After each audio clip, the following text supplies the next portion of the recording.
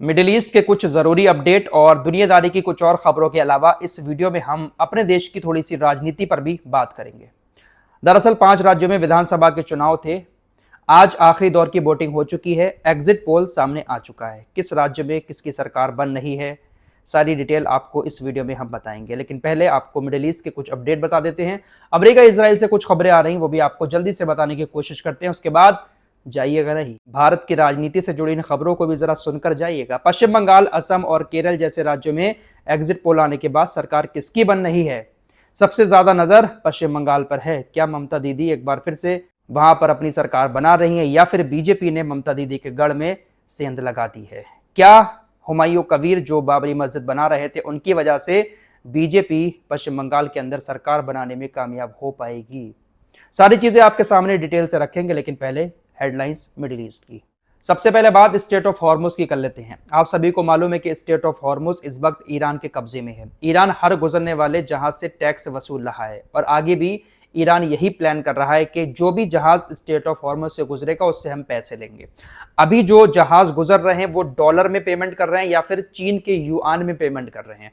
लेकिन ईरानी संसद के अंदर जो कानून बनाया जा रहा है स्टेट ऑफ हॉर्मुज को लेकर, उसमें ईरान के ज्यादातर मेंबर ये चाह रहे हैं पार्लियामेंट के कि जो भुगतान करेंगे जहाज वो पैसा डॉलर या युआन में ना होकर ईरानी रियाल में लिया जाएगा। यानी सीधी सी बात यह है कि जो भी जहाज स्टेट ऑफ हॉर्मुज से गुजरेगा वो ईरान को ईरानी रियाल में भुगतान करेगा।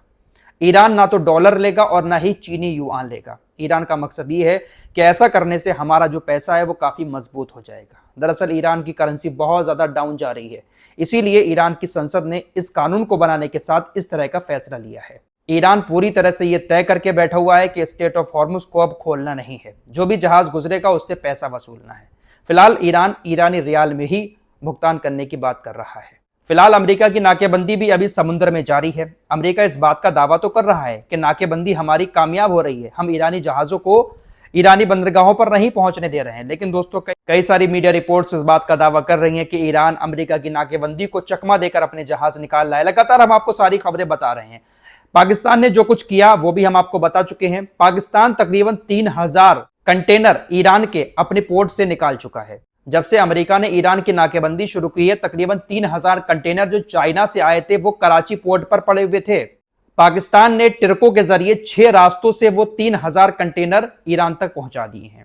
पाकिस्तान की सरकार ने 25 अप्रैल से 6 रास्ते खोले हैं और उन 6 रास्तों के जरिए पाकिस्तान ईरान तक सामान पहुंचा रहा है। अगर इस तरह से ईरान के पड़ोसी देश सड़कों के जरिए सामान इधर से उधर करेंगे तो अमेरिका की जो नाकेबंदी है वो फिर किसी काम की नहीं है। अमेरिका की सेना सिर्फ और सिर्फ समुद्र में ऐसे ही टहलती रहेगी। पाकिस्तान यहां पर ईरान के लिए बहुत अच्छा काम कर रहा है, लेकिन अभी तक अमेरिका की तरफ से पाकिस्तान से कुछ नहीं कहा गया है। फिलहाल नेतन्याहू की तरफ चलते हैं। नेतन्याहू को इजराइल की कोर्ट ने एक बड़ा झटका दिया। दरअसल आप सभी को मालूम है कि नेतन्याहू के ऊपर भ्रष्टाचार के कई सारे मुकदमे हैं।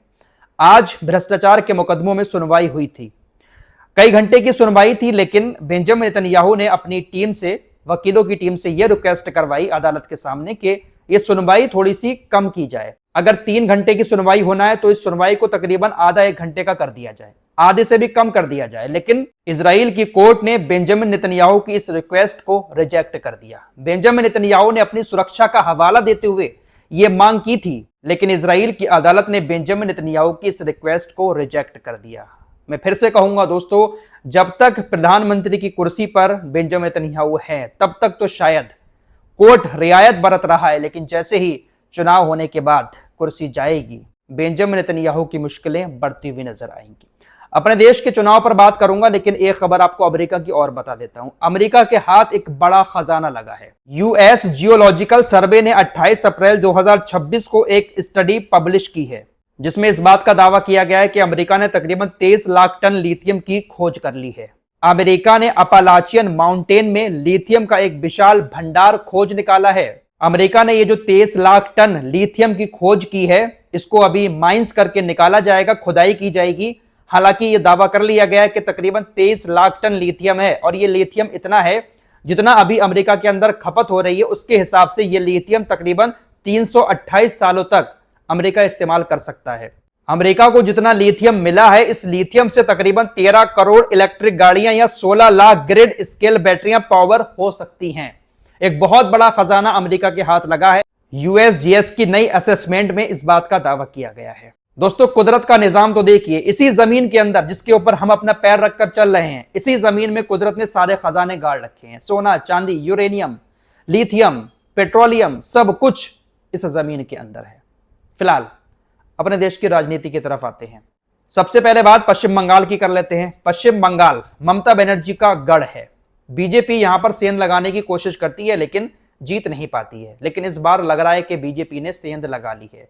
दरअसल जो एग्जिट पोल आए हैं उसके मुताबिक 294 में से तकरीबन 148 सीटें बहुमत के लिए किसी को भी पश्चिम बंगाल के अंदर चाहिए हैं। हमारे देश में जितनी भी एजेंसियां एग्जिट पोल करती है, उन तमाम एजेंसियों ने अपने एग्जिट पोल में बीजेपी को पश्चिम बंगाल के अंदर कामयाब होते हुए दिखा दिया है।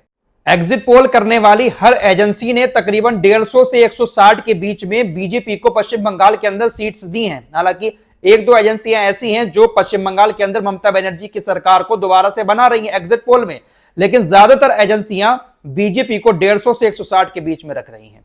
बहुमत के लिए कितना चाहिए है? 148 सीट, यानी पश्चिम बंगाल के अंदर बीजेपी बहुमत के साथ आती हुई दिखाई दे रही है।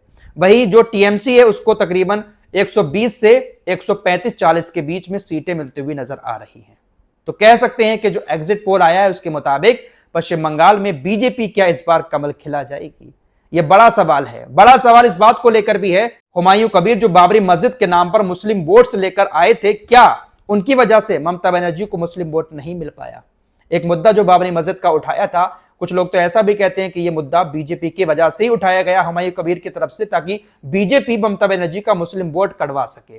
फिलहाल पश्चिम बंगाल के अंदर किसकी सरकार बनेगी ये तो फाइनल रिजल्ट आने के बाद ही पता चलेगा, लेकिन एग्जिट पोल में बीजेपी कहीं ना कहीं आती हुई दिखाई दे रही है। केरल की बात करें तो केरल में बीजेपी का खाता भी खुल जाए तो बहुत बड़ी बात है। 0 से 3 सीटें आती हुई नजर आ रही हैं एग्जिट पोल में। 140 सीटें हैं।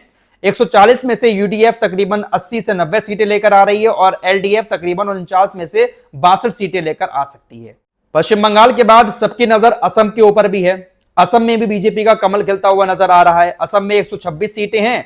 80 में से 100 सीटें लगभग बीजेपी की आती हुई नजर आ रही हैं।